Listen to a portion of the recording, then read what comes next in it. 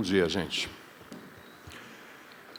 Tenho a difícil tarefa aqui não de falar sobre PVCs e provedores regionais, mas de separar vocês do coffee break, né? Então eu vou tentar ser breve. Eu não tenho slides, vocês vão só me ouvir aqui. Espero que por alguns minutos, quem sabe, prestar atenção. E como falar de PVCs é meio difícil, eu estou meio frustrado até com essa questão, porque né, a gente fala, parece que as estatísticas lá de implantação não aumentam tanto assim. Eu vou falar de outro assunto aqui, eu vou falar de Moby Dick. Vocês já leram Moby Dick? Moby Dick tem aquela história do capitão Ahab que queria caçar a baleia, ele tinha ódio dessa baleia Moby Dick lá, que tinha encontrado ele, sei lá, feito o quê com ele lá, e ele queria caçar essa baleia. É um livro, então o livro é narrado por um marinheiro que chama Ismael, e eles saem, era um baleeiro lá, eles saem para caçar baleias, obviamente para vender a carne, vender o óleo, vender outras coisas, mas o cara quer caçar Moby Dick. E o engraçado é que ele tem uma predileção por contratar marinheiros que têm medo de baleia. Mas como assim, né? O cara sai para caçar baleia, ele quer contratar marinheiro que tem medo de baleia. O que ele falava?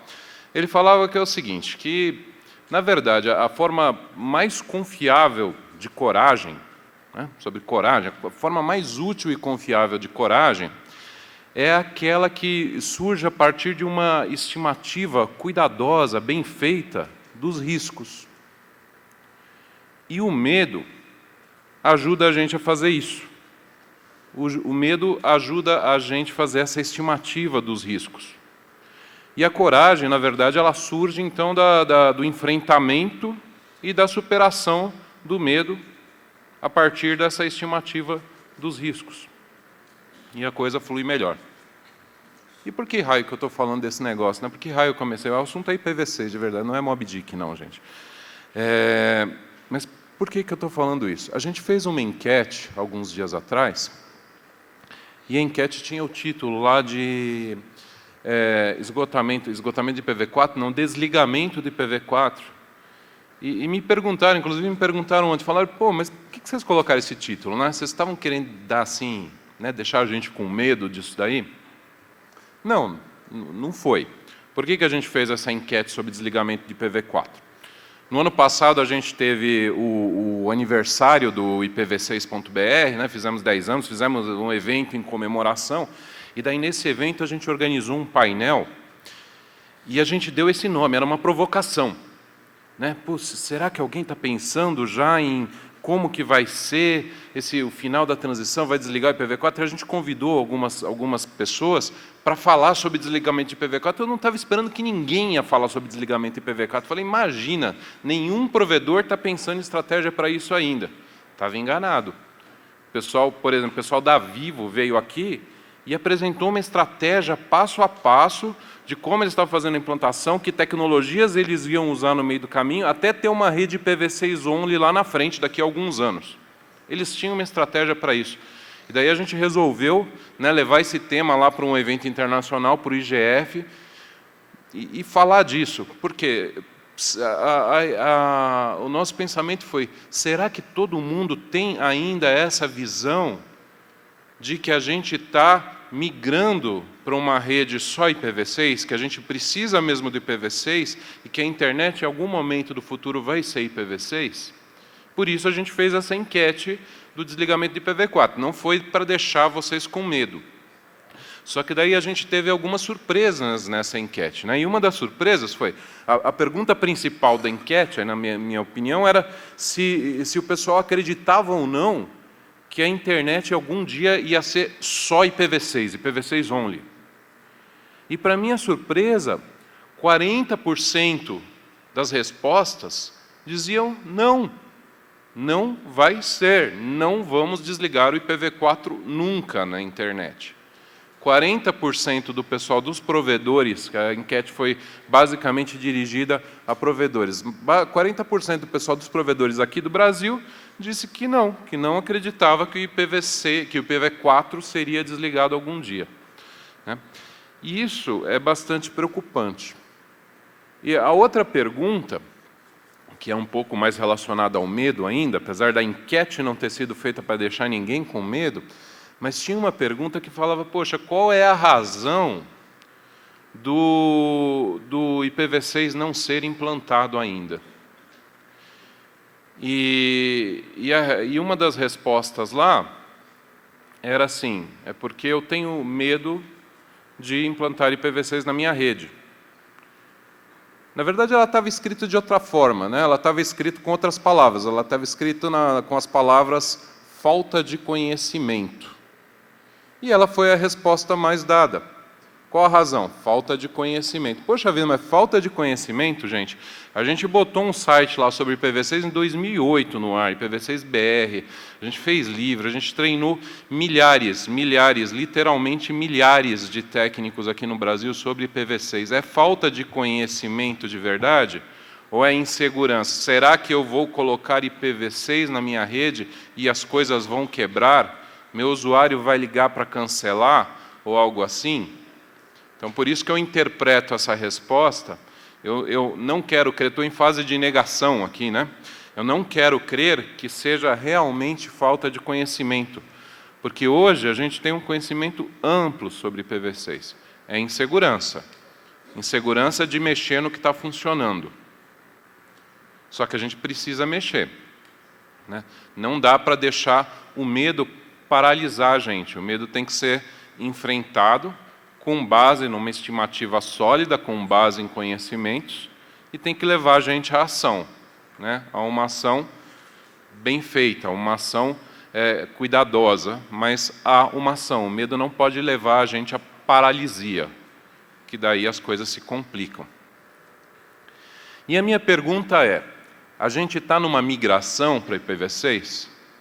Quando a gente começou a trabalhar com o assunto IPv6, quando eu, pessoalmente, no NICBR, comecei a trabalhar com o assunto IPv6, tinha uma discussão entre as pessoas que promoviam IPv6 sobre que palavra a gente usava para definir essa coisa. Essa coisa é a transição, migração ou implantação. Entre essas três palavras, o que a gente usava? O que a gente usaria num curso, numa palestra? Eu falo que é uma migração para IPv6, eu falo que é uma transição para IPv6, eu falo que é uma implantação de IPv6, e entre o consenso aí das pessoas que trabalhavam com isso, foi que seria melhor usar as palavras transição e implantação. Porque como na época, 10 anos atrás, um pouco mais que isso até, aí sim, ninguém tinha conhecimento sobre IPv6, muito pouca gente conhecia sobre IPv6, se a gente falasse em migração, poderia levar a ações impensadas, ações erradas. Tipo assim, o cara podia desligar o IPv4 lá no DNS e colocar só IPv6, desligar o IPv4 no BGP. Não, e daí o cara ia se ferrar, né? Não ia funcionar nada. Então não podia. Então a gente ia ter que ser cuidadoso na hora de falar de IPv6, falar, estamos numa transição lenta, estamos fazendo agora uma implantação em paralelo com o IPv4. Mas agora, em 2019, quase 2020, eu penso um pouco diferente. Eu penso que a gente tem que voltar a falar em migração e lembrar todo mundo de que a gente quer, daqui a alguns anos, não sei quantos forem necessários, mas a gente quer ir nessa direção, na direção de uma internet IPv6 only. Em algumas instâncias, isso é bastante claro. Eu acho que vocês conhecem o IETF. O IETF é aquela reunião de engenharia da internet, onde são feitas as RFCs, os padrões técnicos da internet. Tem um comitê que supervisiona o IETF, é chamado IAB, Internet Architecture Board. É um comitê que dá direcionamento para o IETF. E esse IAB, em 2016, eles soltaram um statement, uma recomendação, um pronunciamento, dizendo o seguinte, que eles esperam que o IETF pare de exigir compatibilidade com o IPv4 em novos protocolos ou em qualquer extensão de um protocolo existente. Eles falaram também, nesse statement, que os protocolos futuros têm que ser otimizados e dependentes do IPv6. E eles recomendaram que os padrões presumam que o IPv6 é que está sendo usado na rede e que sejam definidos de uma forma que eles não precisem de IPv4. E ainda nesse statement, o Internet Architecture Board encorajou toda a indústria, todos os operadores de rede, a desenvolverem estratégias para fazer uma operação IPv6 only. Então, do pessoal, vamos dizer assim, de arquitetura da internet, dos engenheiros que pensam os padrões, os protocolos da internet, esse pessoal tem um direcionamento certo. Estamos indo para uma internet IPv6 only. Se a gente for falar de recomendações, o Comitê Gestor da Internet aqui no Brasil, em 2012, já fez recomendações formais, né, já fez uma recomendação formal, depois outra em 2013, mais específica, sobre implantação de IPv6. Então, o direcionamento está claro. Estamos indo para o IPv6, para o IPv6 only. E seria bom que todo mundo tivesse isso em mente. A gente tem agora, com o esgotamento do IPv4, um mercado de transferência, né, de IPv4 que surgiu. E foi um dos assuntos dessa enquete também. Eu não tenho nenhuma opinião formada muito firme sobre isso daí. E tem horas que eu penso, poxa, isso é ruim, isso faz a implantação de IPv6 ser mais devagar, isso talvez não seja nem muito certo, porque, poxa vida, o IPv4 ele é um recurso gerenciado, é um recurso escasso e gerenciado na internet, não é um recurso vendido, comprado. O registro não vende IPv4, você paga uma taxa para funcionar o RUIS, funcionar as bases de dados, para a estrutura administrativa, nunca foi uma venda. Então, como que uma empresa pode fazer uma transferência para outra, né, recebendo dinheiro, vendendo? Tem um preço de mercado, IPv4 hoje está uns $20 por IP, mais ou menos, no mercado. Talvez $25, $18, depende do tamanho do bloco. Né? Então, é certo, é errado? Não sei. Mas, independente da minha opinião, da opinião de quem quer que seja, a realidade se impõe. Esse mercado existe. Né? Isso vai na direção de uma implantação de IPv6 only? Isso faz ficar mais lento? Tem provedores que estão aproveitando isso para fazer o seguinte: quem está mais preocupado em comprar IPv4 são empresas que oferecem serviços em nuvem, conteúdos, esse tipo de coisa. Tipo a Microsoft aí comprou um monte de IPv4, outras empresas do gênero aí compram um monte de IPv4. Tem muito provedor partindo para a implantação de IPv6 e, obviamente, de alguma tecnologia de transição, um CGNAT, um NAT64, alguma coisa assim, para liberar IPv4 e vender para esses caras, e daí ele financia a implantação de IPv6 fazendo isso. Já vi casos assim. Então, até disso, talvez dê para se tirar algo bom. Né, tivemos agora, recentemente, o fim do IPv4, da fase aí de esgotamento, né, gradativo, lá no RIPE. O Patara falou ontem aqui que no LACNIC a gente espera o final, o zero de verdade lá do IPv4 lá para maio do ano que vem. Né? Então, não vamos ter IPv4 nem para novos entrantes. A situação vai ficar cada vez mais complicada. A gente já encontra muitos problemas aí com o NAT, com o CGNAT, problemas com games, problemas com N aplicações diferentes da internet. Eu queria falar o seguinte: cada um, na implantação de IPv6, tem que fazer a sua parte. A gente vê lá cerca de 30% dos usuários brasileiros com IPv6. Esse número não mudou do ano passado para cá. Ele aumentou um pouquinho, diminuiu, voltou, está no mesmo patamar. Isso é preocupante. Do ano passado para cá, a gente não viu um aumento no número de usuários com IPv6 no Brasil. A gente vê as grandes operadoras com a rede quase toda IPv6, e a gente vê uma estimativa aí que os pequenos provedores talvez estejam só com cerca de 10% deles tenham IPv6. Pelo tráfego, por exemplo, que a gente enxerga no PTT, a gente vê aí uns 10% de tráfego no IPv6, como a maior parte do tráfego no PTT é de provedores regionais, a gente estima aí que o grau de implantação esteja em torno dos 10%. Isso é muito pouco. Aí vocês vão me falar, mas tem problema na CPS. Mas o governo ainda tem sites que não tem IPv6. Mas olha, tem Smart TV que não tem IPv6 ainda. Sim, tem um monte de pedras no caminho, tem um monte de coisas para ser resolvido. O MikroTik não suporta IPv6 ainda muito bem no Radios. Não sei o que. Tem um monte de dificuldades. Só que a gente tem que olhar o horizonte. A gente quer chegar num destino. Esse destino é IPv6 only. Tem provedores que superaram essas dificuldades e fizeram. E pelo que a gente conversa com eles, não gastaram rios de dinheiro para fazer isso. Foi só uma questão de planejamento, um pouquinho de criatividade, um pouquinho de persistência e chegaram lá. Então, é um caminho possível de percorrer. E é um caminho que tem que ser percorrido. E é óbvio que outros têm que fazer a sua parte também. É claro que o governo tem que fazer a parte dele, que a PlayStation tem que fazer a parte dela, que não sei quem. E o meu recado aqui está sendo mais para os provedores, porque a maioria nessa sala é o pessoal dos provedores. Então é com vocês que eu estou falando. Né? Estou tentando motivá-los a ir atrás da parte que lhes cabe, né? Mas a gente conversa com todo mundo.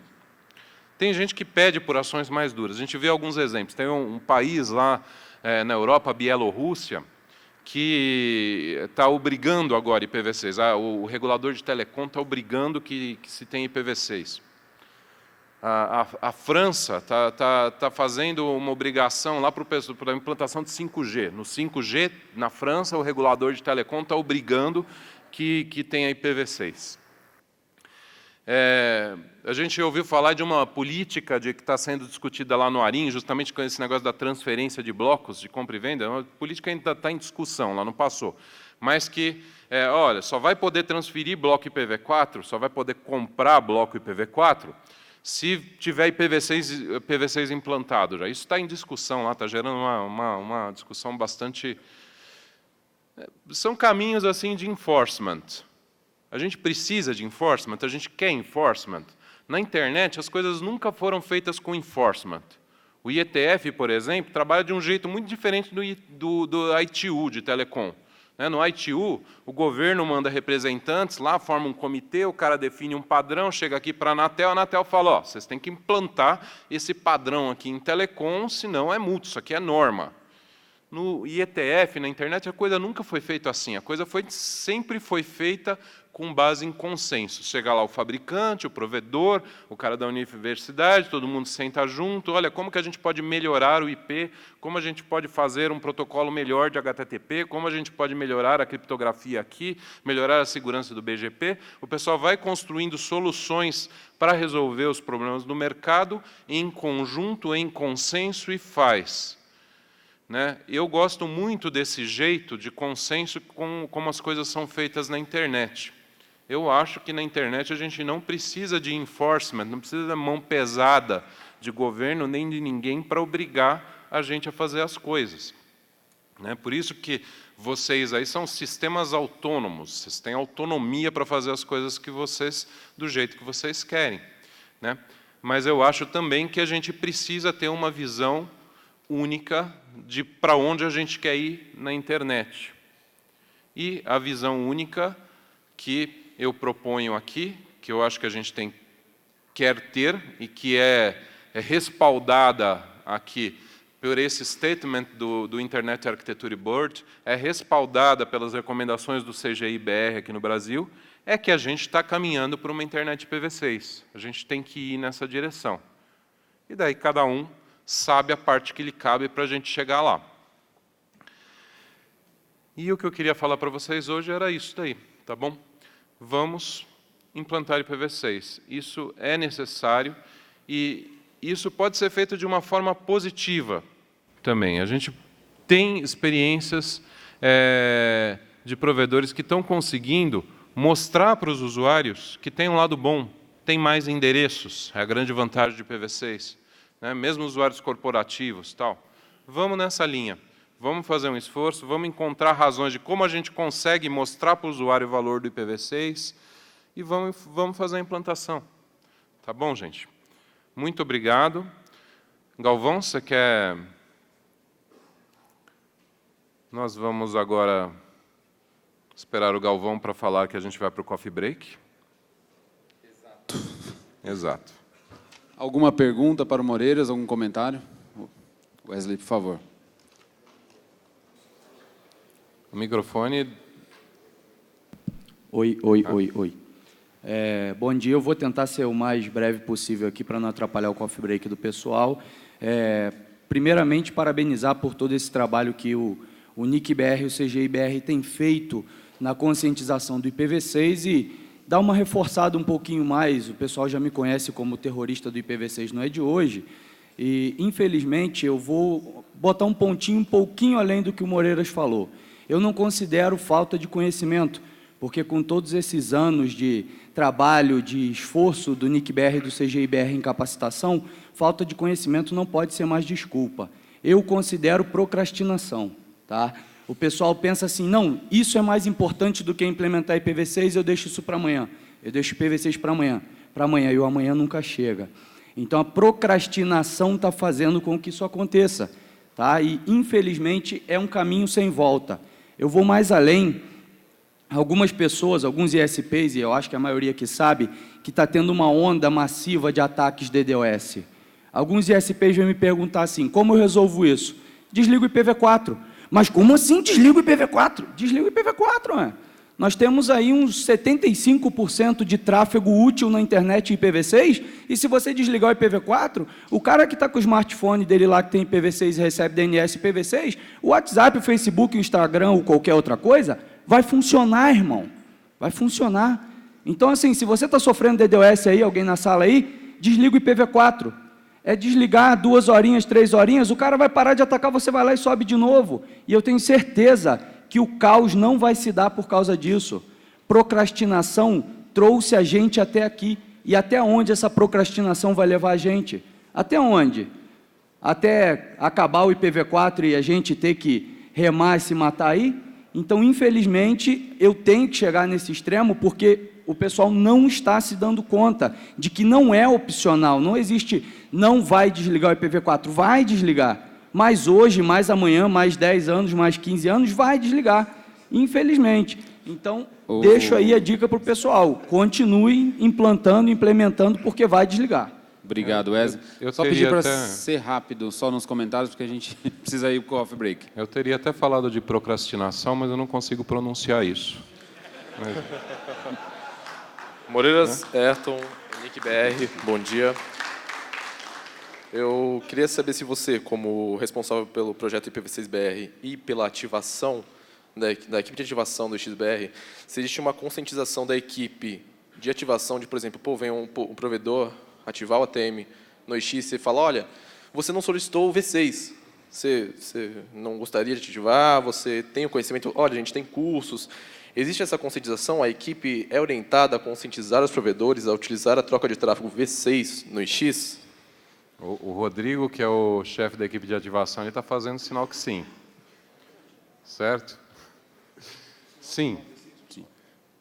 Obrigado. Deveria ser, pelo menos. Se não está sendo, me avisem. Né? Mas a gente não pode obrigar. Vocês são sistemas autônomos, vocês sabem o que fazem. E assim, o ATM também ele é opcional, tanto o V4 quanto o V6. Sim. Oi. Rubens, da Brisanet. A gente está terminando a nossa migração para V6, mais uns 3 meses já está a rede toda migrada, a gente está em 50%. Eu acho que talvez o motivo é porque não chega tanto tráfego V6 no IX é que, por exemplo, no nosso caso, nós temos os caches de todos os CDNs lá. Então, esse tráfego não sai, e é a maior parte do tráfego. Né? Então, o meu usuário ele vai V6 simplesmente até lá e volta, e ele não vai. Então, talvez esse é um motivo porque não sai. Não chega no X. Assim, a nível de quantidade de tráfego, né? Talvez é por isso que não chegue mais lá. No nosso caso lá, por exemplo, a gente, é uma coisa também que você falou, assim, 70% do tráfego está concentrado em 5 grandes provedores de conteúdos. A gente migra uma cidade inteira para IPv6, mas só 40%, 50% do tráfego da cidade que vai para aquele provedor de conteúdo, vamos dizer, Google, Netflix, Facebook, é V6, né? Os outros... Então, existe uma parte assim, e o nosso equipamento todo suporta V6. Então, a gente acha que, na ponta do usuário, existe muito equipamento que não é V6 ainda, seja Smart TV, como você comentou, seja um roteador que ele compra lá no mercado, espeta e não tem V6, e aquilo compartilha a internet na casa dele sem V6.